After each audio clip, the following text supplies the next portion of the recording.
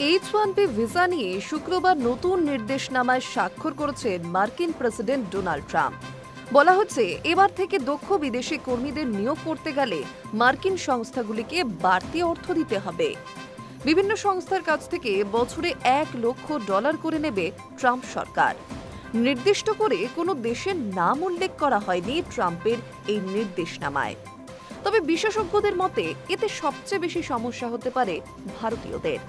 সংবাদ সংস্থা রয়টার্সের প্রতিবেদন অনুসারে আমেরিকায় H-1B ভিসার সবচেয়ে বেশি আবেদনকারী এবং সুবিধাভোগী ভারতীয়। H-1B ভিসা একটি অভিবাসী ভিসা। এর মাধ্যমে বিভিন্ন দেশের দক্ষ কর্মীরা সাময়িকভাবে আমেরিকায় থেকে সেখানকার সংস্থার হয়ে কাজ করতে পারেন। উচ্চ ক্ষমতা সম্পন্ন অতি দক্ষ কর্মীদেরই এই সুযোগ দেওয়া হয়। 1990 সালে আমেরিকায় এই ধরনের ভিসা চালু হয়েছিল। যে কোনো বিষয়ে ন্যূনতম স্নাতক স্তরের ডিগ্রি থাকলে এই ভিসার জন্য আবেদন করা যায়। বিশেষত আমেরিকার বিজ্ঞান, গণিত, তথ্য প্রযুক্তি, ইঞ্জিনিয়ারিং ক্ষেত্রে এই ভিসার চাহিদা রয়েছে। প্রাথমিকভাবে H-1B ভিসার মেয়াদ থাকে 3 বছর, সর্বোচ্চ 6 বছর পর্যন্ত তা বৃদ্ধি করা যায়।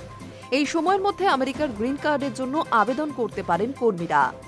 গ্রিন কার্ড বা স্থায়ী নাগরিকত্ব পেয়ে গেলে H-1B ভিসার মেয়াদ ইচ্ছেমতো বৃদ্ধিও করা যায়।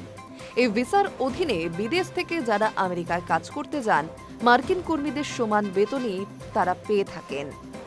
সরকারি পরিসংখ্যান বলছে, এই মুহূর্তে আমেরিকায় H-1B ভিসার সবচেয়ে বেশি সুবিধাভোগী ভারতীয় কর্মীরা। গত বছর ভারত থেকে 71% আবেদন মঞ্জুর হয়েছে। তালিকায় দ্বিতীয় স্থানে আছে চীন, সেখান থেকে 11.7% ভিসার আবেদন মঞ্জুর হয়েছে। 2025 সালের প্রথমার্ধে অ্যামাজন এবং তার সহযোগী সংস্থাগুলি 12,000 H-1B ভিসার আবেদন মঞ্জুর করেছে। মাইক্রোসফট, মেটার মতো সংস্থা সবুজ সংকেত দিয়েছে 5,000 করে আবেদনে। H-1B ভিসার আবেদন মঞ্জুর করে সাধারণত কর্মীরা গ্রিন কার্ডের জন্য আবেদন করেন, কিন্তু স্থানীয় মার্কিন নাগরিকত্ব পেতে সময় অনেক বেশি লাগে। ততদিন বছর বছর H-1B ভিসা পুনর্নবীকরণ করতে হয়। ট্রাম্প প্রশাসন মার্কিন সংস্থাগুলির কাছ থেকে H-1B ভিসার জন্য $1 লক্ষ নেবে বলে জানিয়েছে। তবে অনেকে মনে করছেন, এই অর্থের বোঝা আসলে চাপবে আবেদনকারীদের উপরেই। তাদের এই ভিসার সঙ্গে সঙ্গে এই বাড়তি অর্থ খরচ করতে হবে। ফলে আমেরিকায় গিয়ে চাকরি করা এবং সেখানকার নাগরিকত্ব পাওয়ার প্রক্রিয়া ভারতীয়দের জন্য আরও কঠিন হলো। Hi news network.